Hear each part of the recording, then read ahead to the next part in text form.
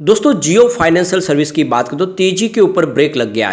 आज closing negative हुई है। लगातार हमने देखा काफ़ी शानदार तेजी बनी और आप देख सकते हो कि गिरावट हुई। तो उसके पीछे वजह क्या है उसको समझने की कोशिश करेंगे इस वीडियो के माध्यम से। क्या इस समय हमें प्रॉफिट बुक कर लेना चाहिए जिसने निचले लेवल से खरीदारी की है, या फिर डिप में खरीदारी का ये मौका है। तो यहाँ पे एनएससी ने किया है बहुत बड़ा फैसला।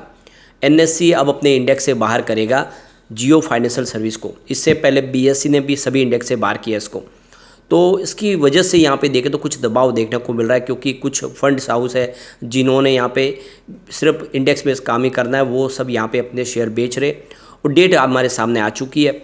दूसरी तरफ यहाँ पे एमएफआई इंडेक्स के अंदर भी एक बड़ी यहाँ पे गुड न्यूज़ आ रही है कि ये लार्ज कैप में शामिल हो सकता है। क्या है पूरा मामला उसको समझने की कोशिश करेंगे।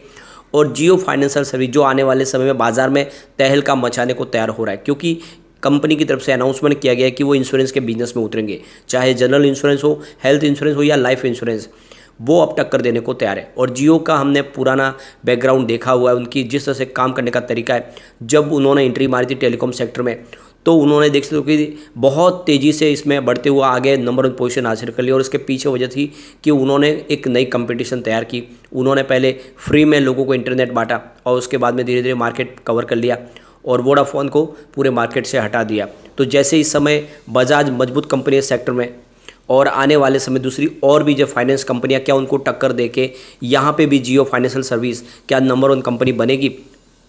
तो यहाँ पे बहुत सारी बातें जिसको समझने की कोशिश करेंगे इस वीडियो के माध्यम से। लेकिन फ्रेंड उससे पहले अगर आप पहली बार हमारे चैनल पे आए तो चैनल को सब्सक्राइब कर दीजिए, एक बेल आइकॉन दबा दीजिए ताकि जब भी नया वीडियो बने पहला नोटिफिकेशन आपको मिले। वीडियो पसंद आए तो लाइक शेयर जरूर कीजिए। चलो फ्रेंड्स वीडियो स्टार्ट करते हैं। मैं हूँ आपका दोस्त एस.बी. दवे और हमारे अपने चैनल ऑनलाइन कमाई में आपका बहुत बहुत स्वागत है। सबसे पहले अगर हम BSE सेंसेक्स की आज बात करें तो 65,880 के स्तर पे क्लोजिंग है, जहाँ पे 100 पॉइंट की तेजी देखने को मिली, यानी 0.15% अपर क्लोजिंग दिया बाजार ने। जबकि पूरे दिन गिरावट हमने देखी है, ट्रेडिंग गिरावट के साथ हुई, लेकिन अंत में बाजार क्लोज में पॉजिटिव क्लोजिंग हुई। ये काफ़ी अच्छी बात है बाजार के लिए।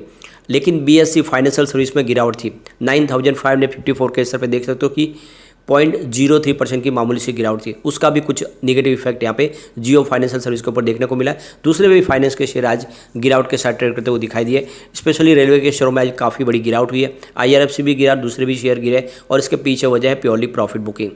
अब यहाँ पे जियो फाइनेंशियल सर्विस की बात करें, स्टॉक की शुरुआत 247 पर हुई। शुरुआत ही निगेटिव हुई क्योंकि क्लोजिंग देख दो कल 255 के आसपास थी, लेकिन इंट्राडे में जो हाई बना वो 254 का है। यानी दिन में अगर आप देखें तो पॉजिटिव जोन में स्टॉक गया ही नहीं। लो है वो 247 का है जो शुरुआत का है। अंत में क्लोजिंग 250 के आसपास रही, जहाँ पे 1.73% की गिरावट देखने को मिली। तो ये अच्छी बात है कि जहाँ से शुरुआत हुई उससे थोड़ी सी रिकवरी जरूर हुई है। आज वॉल्यूम में बहुत भारी उछाल था। पिछले एक सप्ताह पहले इसका 8 करोड़ का वॉल्यूम था, 6 करोड़ की डिलीवरी उठाई गई थी। और कल इसका 5 करोड़ का वॉल्यूम था, 3 करोड़ की डिलीवरी उठाई गई थी। लेकिन आज 24 करोड़ का ज़बरदस्त वॉल्यूम हुआ। यानी आज देख सकते हो कि बड़े फंड हाउस जो इंडेक्स बेस्ड काम करते हैं उन्होंने यहाँ पे बिकवाली की है। इसकी परफॉर्मेंस अगर आप देखें तो 30 अगस्त को स्टॉक 231 के आसपास था, 5% का अपर सर्किट लगा था। 31 अगस्त की बात करें स्टॉक 233 के आसपास क्लोजिंग दी, जहाँ पे 1% की तेजी बनी थी। अब 1 सितंबर की बात करें स्टॉक फिर से 245 के आसपास आ गया 5% के अपर सर्किट के साथ में। लेकिन 4 सितंबर की बात करें तो यहाँ पे सर्किट की लिमिट 20% कर दी गई और इस वजह से अपर सर्किट नहीं लगा, बल्कि क्लोजिंग 3.4% अपर हुई। 253 के आसपास स्टॉक ने क्लोजिंग दी है। अब 5 सितंबर की बात करें कल की तो 255 के आसपास स्टॉक की क्लोजिंग थी, 0.6% की तेजी बनी। तो पिछले 4-5 ट्रेडिंग सेशन से कभी भी गिरावट नहीं हुई है, लगातार तेजी बनी हुई थी। लेकिन आज देखें तो जब फैसला आया कि एनएससी अपने इंडेक्स से इसको रिमूव करेगा, तो यहाँ पे आज हमें बड़े फंड हाउस की बिकवाली देखने को मिली। 202 इसका 50 रुपये का लो है, लेकिन जो हाई है वो 266 का है। और ऊपर के लेवल से देखें तो इस समय आपको स्टॉक लगभग 12 रुपये नीचे दिखाई देगा। यहाँ पे देखो कि एनएससी ने फैसला किया कि 7 सितंबर से जियो फाइनेंशियल सर्विस सभी इंडेक्स से उसको रिमूव कर दिया जाएगा। तो यहाँ पे देख लो कि निफ्टी 50 और इसके अलावा दूसरे और इंडेक्स है उसमें से बाहर किया जाएगा, रिमूव किया जाएगा। तो जैसे कि 4 और 5 सितंबर को नॉर्मल ट्रेडिंग हुई है, इसमें ना लोअर सर्किट लगा ना अपर सर्किट लगा। इस हिसाब से एनएससी ने अब फैसला किया है कि वो अपने जितने इंडेक्स है उसमें से इसको रिमूव कर देगा। यहाँ पे गौर करने वाली बात है कि अगर 6 सितंबर को अगर यहाँ पे सर्किट भी लग जाता है तब भी यहाँ पे फैसला लिया गया है कि इसको हटाया ही जाएगा। अब आप देख दो कि इसको निफ्टी 50, इसके अलावा देखें तो निफ्टी 100, निफ्टी 200, निफ्टी 500 और Nifty energy, Nifty India manufacturing, दूसरे 13 और इंडेक्स, सभी इंडेक्स से इसको रिमूव किया जाएगा। इससे पहले देखो तो बीएसई ने अपने इंडेक्स से इसको बाहर किया था। इसके अलावा अभी फिलहाल एमएससीआई इंडेक्स और एफटीएससी इंडेक्स में ये शामिल है और अभी बना रहेगा, अभी उनका कोई फैसला नहीं हुआ है। तो जैसे कि अब आप देखें तो जो इंडेक्स बेस काम करने वाले जो बड़े फंड हाउस है उनको यहाँ से अब बाहर निकलना होगा, क्योंकि ये इंडेक्स का हिस्सा नहीं है। तो ऐसे में उनको अपने शेयर बेचने ही होंगे। जिन लोगों को रिलायंस के एवज में ये जो बोनस के रूप में शेयर मिले उनको भी वो शेयर बेचने होंगे। इसीलिए यहाँ पे देखें तो ये डेट आ चुकी है 7 सितंबर, उसके पहले उनको इन इंडेक्स से इन शेयरों को बेच के बाहर निकलना होगा। तो इसी को लेकर नोवा अल्टरनेटिव रिसर्च की तरफ से जो यहाँ पे कैलकुलेशन किया गया, करीब देखें तो 105 मिलियन शेयर है जो बेचने को आएंगे, यानी 324 मिलियन डॉलर के जो शेयर है वो यहाँ पे बेचने होंगे, क्योंकि ये इंडेक्स बेस्ड सारे फंड हाउस है और उनको ये शेयर बेचने ही होंगे।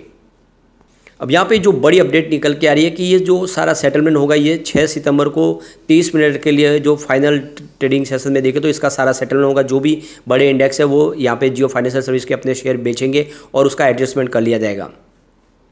लेकिन इसके बीच में एक बड़ी गुड न्यूज निकल के आ रही है। यहाँ पे जो अपडेट निकल के आ रही है कि जनवरी 2024 से जियो फाइनेंशियल सर्विस लार्ज कैप का हिस्सा बन सकते हैं। यानी देखें तो जो म्यूचुअल फंड का जो एसोसिएशन है म्यूचुअल फंड इंडिया यानी MFI, वो लार्ज कैप की कैटेगरी में इसको शामिल कर सकता है। जो नई लिस्ट शामिल होगी जनवरी 2024 से, उस लिस्ट के अंदर अगर आप देखें तो यहाँ पे अब जियो फाइनेंशियल सर्विस आपको लार्ज कैप में दिखाई देगा। तो यहाँ पे देखो कि नोवा अल्टरनेटिव्स की तरफ से जो कैलकुलेशन करके यहाँ पे जो बताया गया है उनके हिसाब से MFI की जो लिस्ट है जो आने वाले समय जनवरी 2024 से फिर से अपडेट होगी, उसमें इसको लार्ज कैप कैटेगरी में शामिल किया जा सकता है। तो यहाँ पे अगर ऐसी संभावना बन जाती है और ये लार्ज कैप में शामिल होता है तो फिर बहुत सारे फंड हाउस है जो इसमें एंट्री करेंगे, वो यहाँ पे निवेश करेंगे। बहुत सारे जो म्यूचुअल फंड है वो लार्ज कैप में ही निवेश करते हैं और ऐसे में आप देखें तो काफ़ी बड़ा इन्वेस्टमेंट आएगा। जिस तरह से काफ़ी म्यूचुअल फंड इसमें निकले, आने वाले समय इससे भी ज़्यादा म्यूचुअल फंड इसमें आ सकते हैं और इसके पीछे वजह है इसका बिजनेस। फाइनेंशियल सेक्टर में यह शेयर काफ़ी फेयर वैल्यू में मिल रहा है। एक तरह से देखें तो ये अभी अंडर वैल्यू इसको कह सकते हैं, क्योंकि दूसरी इसकी पेयर कंपनियों की बात करें तो जिसमें आपको बजाज फाइनेंस जिसकी प्राइस 7000 के आसपास है और इसके अलावा दूसरे बजाज के शेयर है वो भी 6-7 हज़ार के आसपास, 2000 के ऊपर है। SBI कार्ड भी आप देखें तो 800 के आसपास है। चोलामंडल फाइनेंस भी देखें तो 2000 के आसपास है। तो ये सारे जो शेयर है वो लगभग 4 डिजिट से ऊपर है। ऐसे में ये स्टॉक अकेला आपको नीचे मिल रहा है और इसी वजह से बड़े म्यूचुअल फंड यहाँ पे जम के खरीदारी कर सकते हैं। तो लॉन्ग टर्म इन्वेस्टर के लिए तो बहुत अच्छा एक गोल्डन अपॉर्चुनिटी कह सकते हैं। दाव आपको यहाँ पे लगाना चाहिए, आपको लंबे समय के लिए इसमें बने रहना चाहिए। यहाँ पे कम्युनिटी सेंटिमेंट स्टॉक के साथ बना हुआ है। यहाँ पे आप देख सकते हो कि 74% बाय की कॉल है, 22% सेल की कॉल है, 4% होल्ड की कॉल है। इसका मतलब यह है कि 100 में से 78% लोग इसको लेना पसंद करें। अभी लोगों की पहली पसंद बना हुआ है। एक बार इसके पिवट लेवल को चेक कर लेते हैं तो यहाँ से अगर गिरावट दे दें, जो पहला सपोर्ट है 252 का, ये ऑलरेडी टूट चुका है क्योंकि क्लोजिंग 250 के आसपास है। इंट्राडे में 249 का जो सेकंड सपोर्ट है वो भी टूटा है।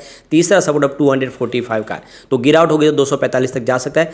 पॉजिटिव माहौल बना तो 259 का फर्स्ट रेजिस्टेंस है, इसको पार करते ही स्टॉक आपको 263 तक जाता हुआ दिखा देगा और वहाँ तक पहुँच गया। फिर तीसरा जो रेजिस्टेंस है वो 266 का है, जो इसने हाई बनाई थी रिसेंटली। तो क्या इस हाई को तोड़ के नहीं बनाएगा? ये आने वाले समय बिल्कुल ऐसा पॉसिबल है और लॉन्ग टर्म इन्वेस्टर इसमें अच्छा पैसा कमा सकते हो। तो आपको इन्वेस्टमेंट इसमें कर लेना चाहिए। लेकिन फ्रेंड, कोई भी इन्वेस्टमेंट करने से पहले अपने फाइनेंशियल एडवाइजर से बड़े ले ले या अपना खुद का रिसर्च करें, क्योंकि मैंने वीडियो आपके एजुकेशनल पर्पज़ के लिए ही बनाया। वीडियो पसंद आए तो लाइक से जो कीजिए और चैनल को सब्सक्राइब कर दीजिए। Thank you.